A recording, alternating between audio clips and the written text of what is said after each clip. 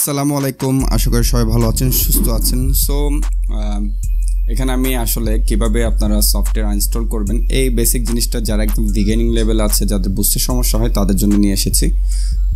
অনেকে এখানে চাইলে এটা করতে পারেন, কন্ট্রোল প্যানেল, এখানে কন্ট্রোল প্যানেল লিখলেই হয়ে যাবে। ঠিক আছে, কন্ট্রোল প্যানেলটা ক্লিক করার পর এখান থেকে আপনি ইনস্টল প্রোগ্রামে যাবেন। দেন যে সফটওয়্যারটাকে আপনি ইনস্টল করতে যাচ্ছেন ওটাকে সিলেক্ট করে এখান থেকে আপনি ইনস্টল করে দিলে এটা আনইনস্টল হয়ে যাবে। এটা একটা প্রসেস আছে। দেন আপনি এখান থেকে অ্যাপস লিখতে পারেন। অ্যাপস লেখার পর আপনার এখান থেকে অ্যাড অর রিমুভ প্রোগ্রাম লেখা আসবে।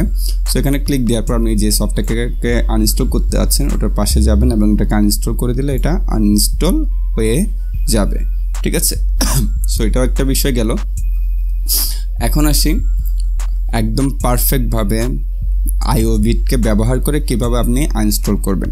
ঠিক আছে, সো এই সফটওয়্যারটা ইনস্টল করার জন্য আমার এখানে যে garments fashion graphic design and technology আমাদের গ্রুপে আসবেন। গ্রুপে সেখানে ফাইলসে যাবেন। ফাইলসে যাওয়ার পর এই যে এখানে লেখা দেখছেন ইনস্টলার, এই ফাইলটাকে ডাউনলোড করার পর এটা আপনার গুগলে পেজ করার পর এটা ডাউনলোড অপশনটা পেয়ে যাবেন এবং ওখানের মধ্যে এটা ইনস্টল করার ভিডিওটা পর্যন্ত দেওয়া আছে, ওটা আগে দেখে দেন ফাইলটাকে এক্সট্রাক্ট করবেন। এক্সট্রাক্ট করে দেন আপনি এটাকে কি করবেন, ইউজ করবেন, ব্রাউজ করবেন, অথবা যদি বুঝতে কোনো সমস্যা আমাকে নক করবেন, আমার সাথে যোগাযোগ করবেন, আমি আপনাকে ফাইলের লিঙ্কটা ইন্ডিভিজুয়ালি দিয়ে দিব। ঠিক আছে, সো দেন আইওবিট দিয়ে কোনো কিছু আনইনস্টল করার জন্য আইওবিটটাকে ডবল ক্লিক দিলে অথবা সিঙ্গেল ক্লিক দিলে ওপেন হয়ে যাবে।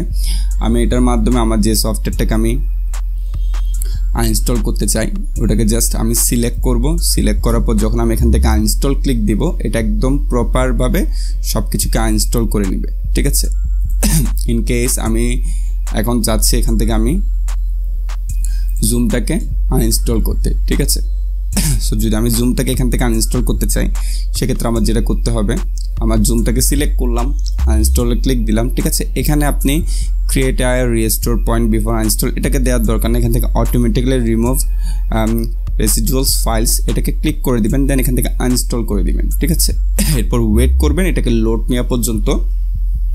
আমি জাস্ট একটা এক্সাম্পল দেখাচ্ছি। সেভাবে একটু অপেক্ষা করবেন।